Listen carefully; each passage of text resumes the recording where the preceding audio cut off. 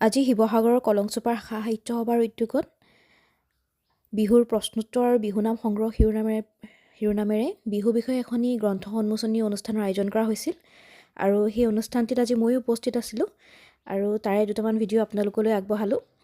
পোনপ্ৰথমে সদ্যপ্ৰয়াত আমাৰ হাৰ্টথ্ৰব জুবিন গাৰ্গৰ প্ৰতিচ্ছবিৰ সন্মুখত বন্তি প্ৰজ্বলনেৰে এই অনুষ্ঠানটিৰ শুভাৰম্ভণি কৰা হয়। অসম সাহিত্য সভাৰ কলংচুপাৰ সাহিত্য সভাৰ প্ৰকাশন সচিব আৰু অনাতাঁৰ বাদ্যশিল্পী তথা একালৰ বিহুৱা আৰু পুৰণা আমোলাপট্টিৰ নিবাসী শ্ৰীযুত অমূল্য বৰুৱাদেৱে বিহুনাম আৰু বিহুৰ প্ৰশ্নোত্তৰ সম্পৰ্কীয় এখনি কিতাপ লিখি উলিয়াইছে। এই কিতাপখনি উন্মোচনৰ বাবে আজি এখন সভাৰ আয়োজন কৰিছে। সৰুকৈ হ'লেও খুব ধুনীয়াকৈ অনুষ্ঠানটি আয়োজন কৰিছে আৰু এই অনুষ্ঠানটিত সম্পাদক প্ৰশান্ত বৰগোহাঁয়ে আঁত ধৰিছিলে আৰু সভাপতিত্ব কৰিছিলে কলংচুপাৰ সাহিত্য সভাৰ সন্মানীয় সভাপতি সূৰ্যকান্ত দাস ডাঙৰীয়াই। কলংচুপাৰ সাহিত্য সভাই প্ৰকাশ কৰি লোৱা এই কিতাপখন উন্মোচন কৰে শিৱসাগৰ জিলা সাহিত্য সভাৰ সভাপতি শ্ৰীযুত যোগেশ কিশোৰ ফুকন ডাঙৰীয়াই।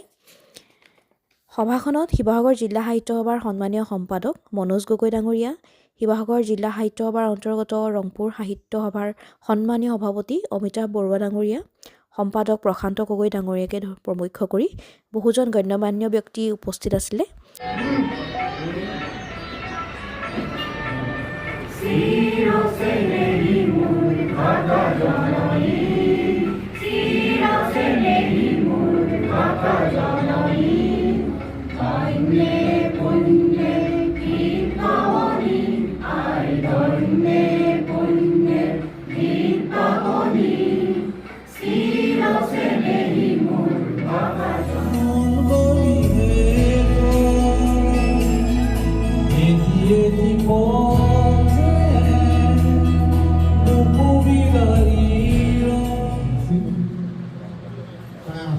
চিকিৎসাৰ পিছতে মই ঘৰলৈ আহিলোঁ। তাৰপিছতে মই অজস্ৰ সময় পিছত পালোঁ আৰু সেই বুজোতে মই ভাবিলোঁ কি ইমানখিনি সময় মোৰ অপব্যয়হে হ'ব।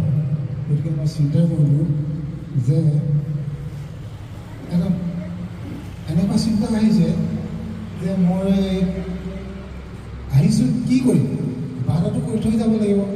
মানুহ আহিছোঁ গৈছোঁ, তাৰপৰা কিবা এটাতো মই কৰি থৈ যাব লাগিব, সেইটোৱে চিন্তা আছিলে। তাৰপিছত দেখিলোঁ যে মই এসময়ত বিহু কৰি ভাল পাইছিলোঁ, বিহু কৰি অসমৰ কথা অসমতো কৰিছোঁ, কি বিষয়লৈ প্ৰশ্ন সোধা যায়। গতিকে এই প্ৰশ্নবিলাকৰ উত্তৰ কিছুমানে দিব পাৰে, কিছুমানে নোৱাৰে। গতিকে দেখিলোঁ যে মই এনেকুৱা এটা চিন্তা মোৰ আহিলে যে এইটো বিষয়টোতো পঢ়াৰ কথা, ঠিক সেই প্ৰশ্নবিলাকৰ উত্তৰ প্ৰশ্নবিলাক এইবিলাক কোনেও মানে তেনেকুৱা ধৰণৰ কিতাপ নাই বা হেৰি নাই।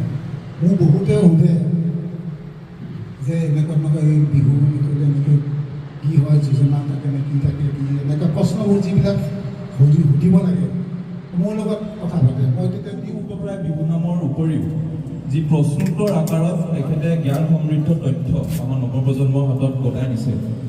মই অনুভৱ কৰোঁ এনেকুৱা তথ্য আমাৰ বাবে অতি মূল্যৱান আৰু আমাৰ বাবে অমূল্য সম্পদ।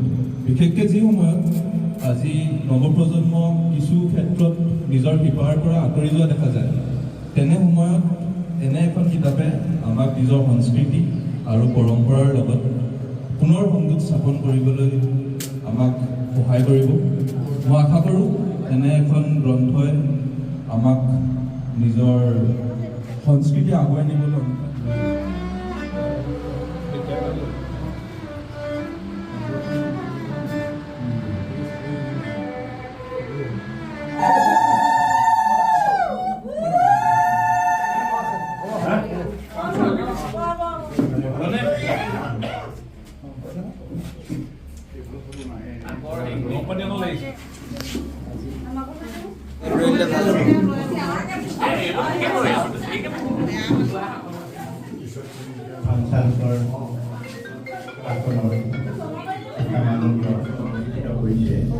হ'লেও পঢ়াখিনি সৰু চালিকা হ'লেও তাতে মহত্ব ধ্যান থাকিব পাৰে। এইখন প্ৰদৰ্শনীৰ শুভ উন্মোচন কৰাৰ দিহা কৰিছে।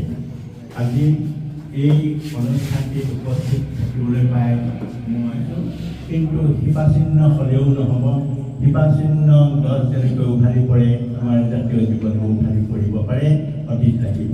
অতীত সেই বুলি অতীতৰ আটাইখিনি নহয়, আমি অতীতৰ ভালখিনি কৈছোৱেই, অতীতৰ ভাল সৃষ্টি কৰে কোনোবাই অসমৰ জাতি মাটি ভেটি কাৰণে চিন্তা কৰিবলৈ এনেকৈ মনৰ কথাখিনি লিখি আনিলোঁ ব্যস্তৰ মাজতে এনেকৈ লিখি আনিলোঁ যে তেখেতে যিটো ক'লে যি উদ্দেশ্যে কিতাপখন মানে উলিয়াইছে তেখেতৰ হৈছে মানসিক শান্তি। মানসিক শান্তিৰ কাৰণে কিতাপখন উলিয়াইছে। মানসিক শান্তি মানে কিতাপ পঢ়া আপোনালোক আমি এই সময়টো হেৰি পাওঁ কিতাপ ব্যৱহাৰৰ কাৰণে আমি বিভিন্ন ধৰণৰ গ্ৰন্থ দিছোঁ, আপোনালোকে অধ্যয়ন কৰিব। এই অধ্যয়ন কৰি আপোনালোকে এই ধৰণৰ নহয়, কিন্তু সেই সময়খিনি যে অমূল্য কৰোঁ, সেই সময় যে অমূল্য কৰোঁ সেইখিনিয়ে প্ৰমাণ কৰি দিলে। তেখেতে সেই সময়খিনি সৎ ব্যৱহাৰ কৰি এনে এটা উপহাৰ আমাক দিলে, তাৰ কাৰণে অসমীয়া সমাজে পৰা চিৰকাললৈ মনত ৰাখিব। মই আশা কৰিম আৰু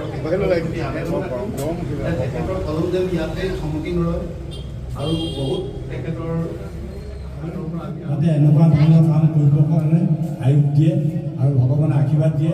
অসমবাসীৰ কাৰণে সেই বিহুটো আজি আমাৰ এই ডিজিটেল যুগত ধামখুমীয়াত মানে বিকৃতি হ'বলৈ গৈছে। গতিকে সেই সমস্তখিনি